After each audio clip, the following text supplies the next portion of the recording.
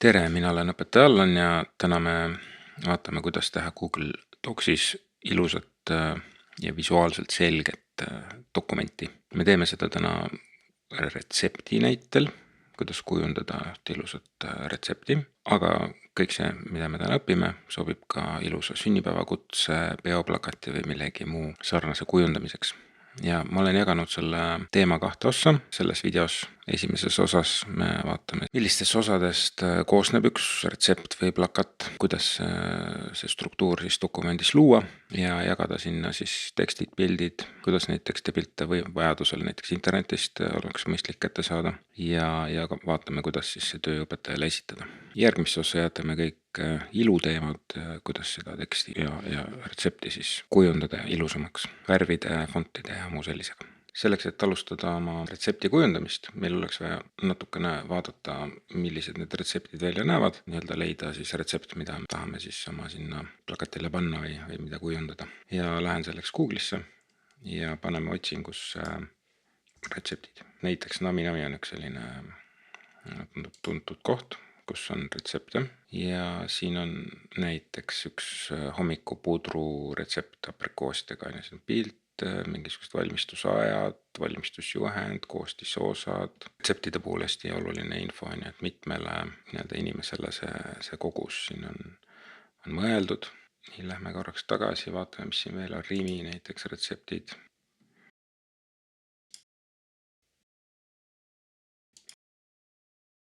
Küpsisetort, siin saab kohe linnutada, kas mingid asjad on meil tehtud, ostetud. Nii võtsin siia kõrvuti nüüd sealt Namist ühe retsepti, rabarberikoogi retsepti ja siis Rimist selle küpsisetordi retsepti ja vaatame kiiresti peale, kuidas siis need asjad on kujundatud. Siin me näeme, kõigepealt on jagatud see pooleks, on ju, ja siis on omakorda veel pooled nagu pooleks jagatud kujunduslikus mõttes. Ja siin see osa siis on veel jagatud niimoodi juppideks. Me näeme siin ka, et on kohe visuaalselt on ju kasutatud selliseid kujunduselemente, et eristada neid erinevaid osasid. Samuti siin on mingid sinised triibud, on ju pealkirjad suuremad, et eristada neid omavahel. Siin Rimi retseptis sama lugu, et jätame selle reklaamid siin kõrvale, et on jagatud nagu loogiliselt 2 pooleks, suur pilt ja siis siin on pealkirjad ja valmistamise info ja allpool siis on jagatud 2 veeruks ja siis ka pealkirjad, portsjonid on välja toodud ja koostisosad ja juhised. Et kui sa hakkad mõtlema oma retsepti peale, et kuidas seda kujundada või ka sünnipäevakutse või plakat on ju, et mõtle, kuidas sa nagu suures plaanis tahad seda jagada ja millised osad kuhu siis läheksid. Need on nüüd mõlemad sellised veebilehe näited, et ma võtsin ka 2 näidet trükistest, paberile trükitud kujundused. Esimene on siin ühest retseptiraamatust, näeme kohe esimese asjana, et on niimoodi visuaalselt pooleks jagatud leht, on nagu üks pool on tervenisti pildile jäetud ja teine pool on siis niimoodi ülevalt alla jagatud osadeks. Pealkiri, kirjeldus, info mitmele inimesele, see on siis mõeldud, kaua see ettevalmistus võtab aega, kaua üldse valmistamine võtab aega. Paneme tähele siin ka joondust, et siin on vasakule joondatud, need asjad on paremale joondatud, siin on koostisosad välja toodud, jälle jagatud niipidi triipudeks kõik valmistusmeetod, siin on pudru jaoks 2 veergu pandud need asjad, serveerimise asjad ja valmistamise asjad. Siin on kõrval siis ka jagatud niimoodi pikuti pooleks, vasakpool on siis siin jagatud niimoodi jälle ridadeks, pealkiri, autor, mitmele see mõeldud on ja siis on siin supi koostisosad ja karulaugu pesto koostisosad. Valmistamisjuhendid mingil põhjusel siin ei olegi. Ja siin paremal pool siis on ka jagatud see veerg sektsioonideks, et siin on eristatud või eraldatud neid siis värvidega, taustavärviga näiteks see siin. Et kui me nüüd vaatame uuesti peale, siin pealkiri on lihtsalt nagu suuremaks tehtud, et eristada teda kirjeldusest, siin on natuke rohkem ruumi jäetud, koostisosade ja valmistamise meetodite all on rõhutatud joonega, siin on kasutatud taustavärvi ja erinevaid fonte ja siin on siis sellised täpplahendid. Nüüd meil oleks vaja valida retsept, mida me ise tahame siis kujundada ja sealt see info ilma kujunduseta kätte saada. Selleks ma lähen siis tagasi retseptide otsingusse, võtame näiteks siit Namist selle sama hommikupudru rosinate, aprikooside või ploomidega. Ja selleks, et seda teksti nüüd saada sinna Google Docsi, on vaja see siit kopeerida ja ma lihtsalt lohistan siit üle lehe kuni siia maale ja Ctrl+C või siis parem klikk siin ja copy. Ja nüüd Google Docsi ma saan väga lihtsalt docs.new ja olengi Docsis. Peidan siit selle vahekaardi ära ja Ctrl+V klaviatuurilt või siis siit kleebi ja näete, tuleb selline retsept, mis on koos kujundusega ja üldsegi ei näe ilus välja. Ma teen Ctrl+Z või undo, võin siit menüüst ka panna või nupurealt. Ja kuidas siis seda kleepida niimoodi, et seda tüütut kujundust kaasa ei tuleks? Me ju tahame ise kujundada seda. Võtame siit muuda menüü ja valime kleebi ilma vorminguta.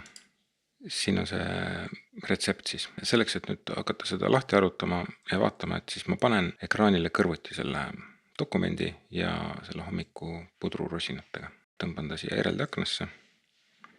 Ja nii, siin on mul siis see retsept naminamist ja siin on see kopeeritud variant. Ja siit ilmselgelt siis see on pealkiri, ma panen ta boldiks või paksuks, seda me saame siis Maci peal Command B või Windowsis siis Ctrl+B. Kogus ja 4 on siis need asjad siin kogus ja 4. Ma tõmbaks nad ühe rea peale kokku, valmistusviis ja hautamine on ju, valmistusaeg ja 20 minutit, käik on dessert, mis tähendab siis magustoit. Nii, siin on marjad, puuviljad, need on need tagid, mis siin on, et neid ma ei taha, kustutan need ära, koostisosad, boldiks, siit võtame need ülearvused read ära ja valmistamine, bold. Et see ei ole nüüd osa nagu lõplikust kujundamisest, lihtsalt, et oleks praegu visuaalselt parem aru saada. Ja siin siis võtame need asjad ka vahelt ära. Nii, mis me siin näeme, et siin on loendid, et on kontrollloend, on täpploend ja on nummerdatud loend.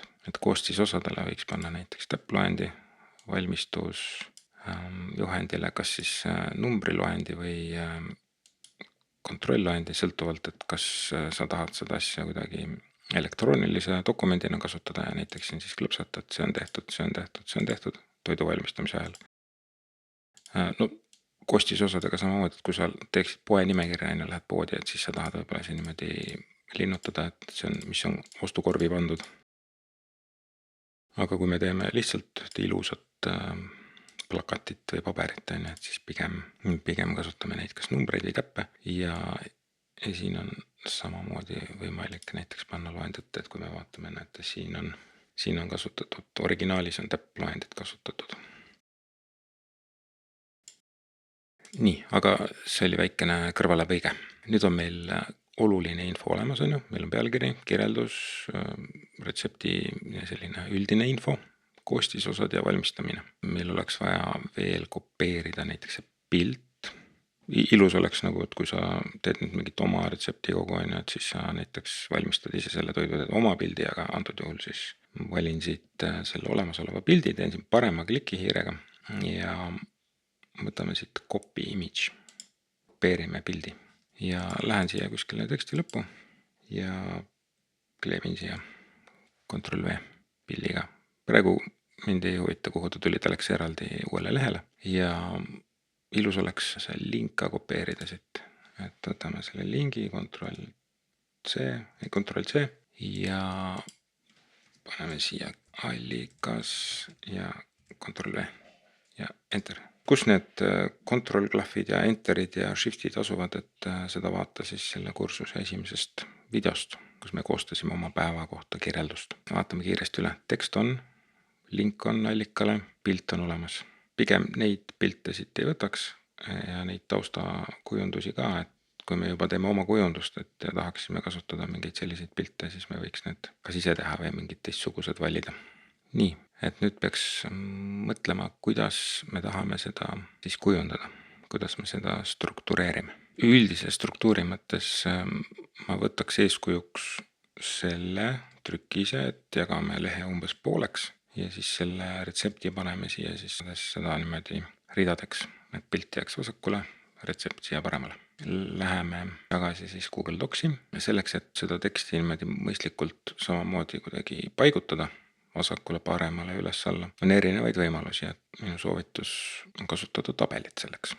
Ja jälle, vahet ei ole, kas sa niimoodi paigutad siin retseptiosi, oma sünnipäevakutse elemente või teed plakatit näiteks loodusõpetuses, vahet ei ole. Panen siia Ctrl Enter, teeme endale siia ühe tühja lehe ja saadame siis selle pildi ja teksti siia natukene kaugemale, et meil oleks ruumi toimetada. Mõtleme siis selle struktuuri peale, me tahtsime jagada umbes pooleks või kuidagi selle 2 veergu ja siis ridadeks siin selle parema poole. Ma võtan siit sisesta ja tabel ja lohistan siit tiirega, no võtame 2 veergu siis ja mingisuguse hunniku ridasid, no pigem rohkem kui vähem.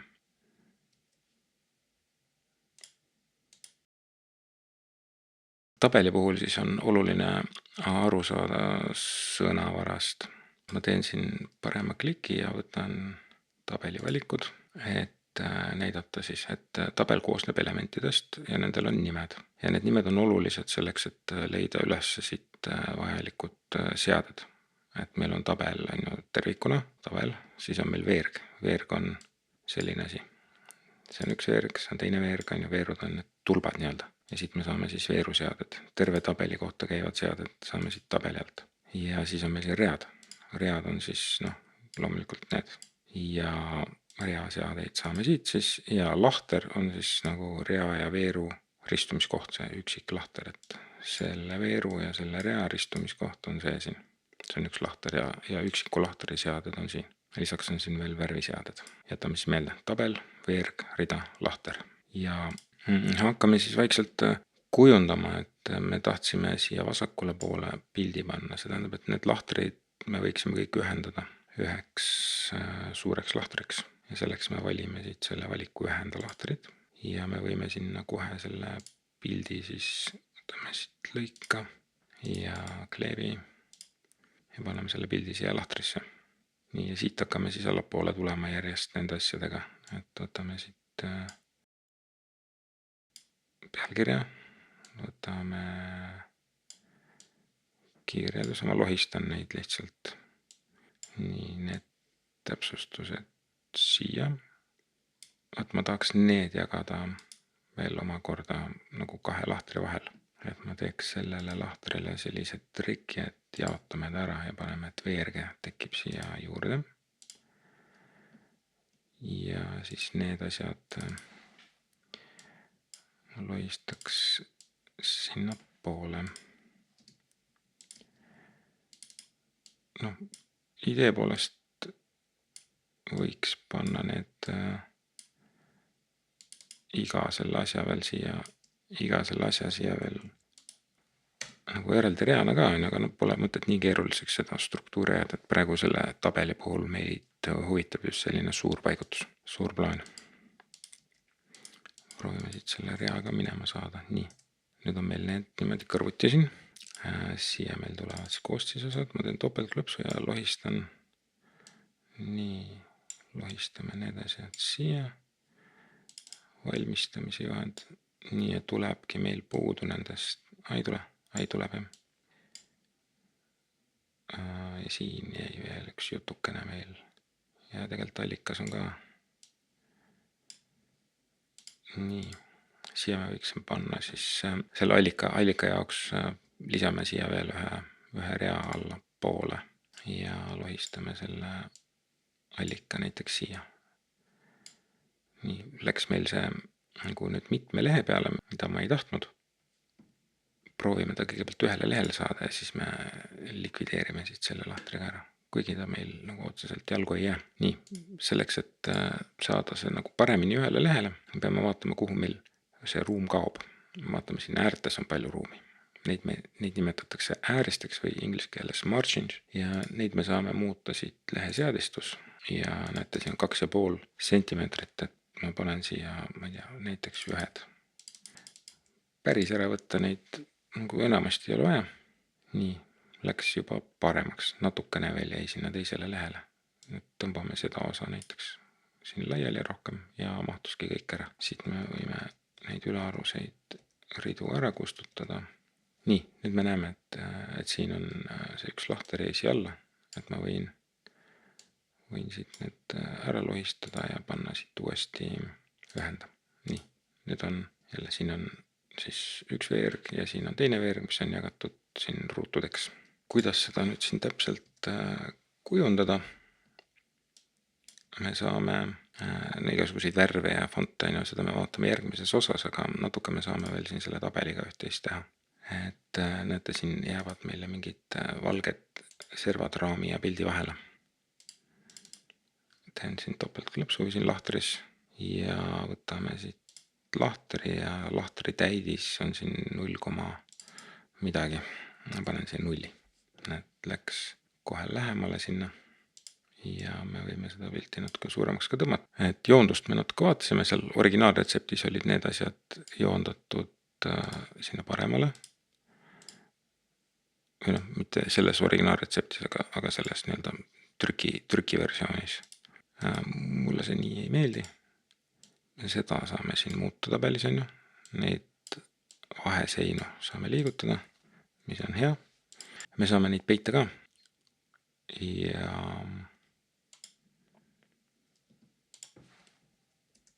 tegelikult ma tahaks, et see allikas ikkagi läheks niimoodi sinna äärde välja. Tühista, tühjendamine ja tühist ühendamine ja siis ma ühendan need ülemised ära. Ikka ei väheks. Nii, ühendame veel ja ühendame need niipidi. Nii, nüüd on see allikas siin. Ja sellega ma saan siin mängida natukene nende veergude laiusega. Vaatame kiiresti siis veel tabeli seaded üle. Siin on mingisugused kiirpaigutused, mis on olulised siis, kui sul on väiksem tabel kuskil teksti sees. Hetkel meil on terve lehekülg üks suur tabel, et see kiirpaigutus meid väga ei huvita. Siin on sama teema. Vasaktaane sentimeetrites on meil pandud 0. Kui me seda muudame, vaatame, mis juhtub. See on tabeli taane siis, et lehekülje suhtes paneme selle 0. Siin ka midagi põnevat ei ole. Nii, veergudes me saame öelda veeru laiuseks midagi, aga me saame seda siin käsitsi ka muuta, aga võime panna siit numbriga ka. Nüüd ta muudab siin neid veerge, kus me oleme hiirega. Ja veeru andmetüüp hetkel see meid ei huvita. See on jälle vajalik siis, kui me teeme mingisugust tabelit, kus on, ma ei tea, mingid numbrid lihtsalt on ju. Kuupäevad, midagi. Praegu me kasutame tabelit dokumendi struktureerimiseks. Nii, paneme selle kinni. Read on siis need niipidi siin. Saame jälle miinimumkõrgust panna, aga me saame siit ka neid niimoodi käsitsi lohistada. Siin lubarea täitmine lehtedele, see on see, et kui selline pikk rida ei mahu siia lehel ära, siis kas me lubame, et ta läheb nagu poolenisti üle või ei lähe. Vaatame, mis siin lahtri juures on. Lahtri vertikaalne joondus. See nüüd on oluline näiteks, võtame selle pildiga lahtri siin, et praegu ta on üles, kui me paneme keskele, siis see pilt hüppab keskele, kui me paneme ta alla, siis ta hüppab alla. See on nüüd vertikaalne joondus, et kui me tahame horisontaalset joondust muuta, siis seda me muudame siit samast, kus me ka teksti joondust muutsime, näiteks saame panna pildi keskele või paremale. Nii, oletame, et me tahame, et see oleks keskel.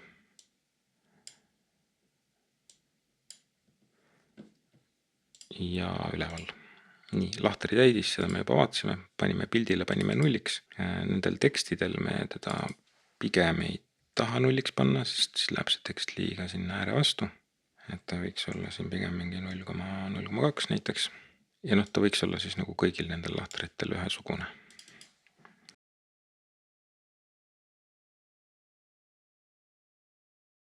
Nii, ja värv. Värvidega tegeleme järgmises osas, aga vaatame ääris ja värvi.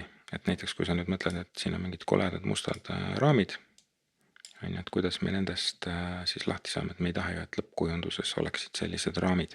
Raamide värvi me saame siit muuta, aga peame siis enne siin valima need asjad ära ka.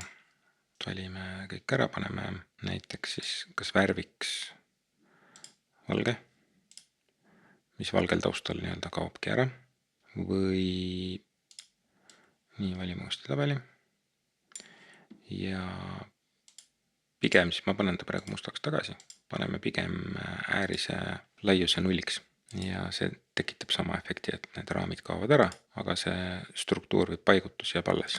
Ongi laias laastus selle osaga kõik, et nüüd edasi oleks vaja hakata fonte valima, värve muutma, pildiga tegelema, ja sellega me tegeleme juba siis järgmises osas, aga enne, kui me sinna läheme, vaatame kiiresti, et kuidas me saame õpetajaga jagada seda tänast tööd. Dokumendi jagamiseks klõpsad siia jaga nuppu ja jälle ta ütleb, et enne jagamist tuleb siis panna sellele asjale nimi. Nii, oletame, et see nimi meile sobib, hommikupudel rosinate aprikoosidega ja paneme siit näiteks igaüks, kellel on link ja õpetajale kommenteerija võimalused ka, kopeeri link ja valmis. Ja nüüd pane see link, kuhu õpetaja siis palus selle panna, kas saadad talle sõnumiga, paned selle kuskile stuudiumisse või e-kooli ülesse või Google Classroomi, et see sõltub nüüd juba õpetaja juhistest. Ja kohtume järgmises osas.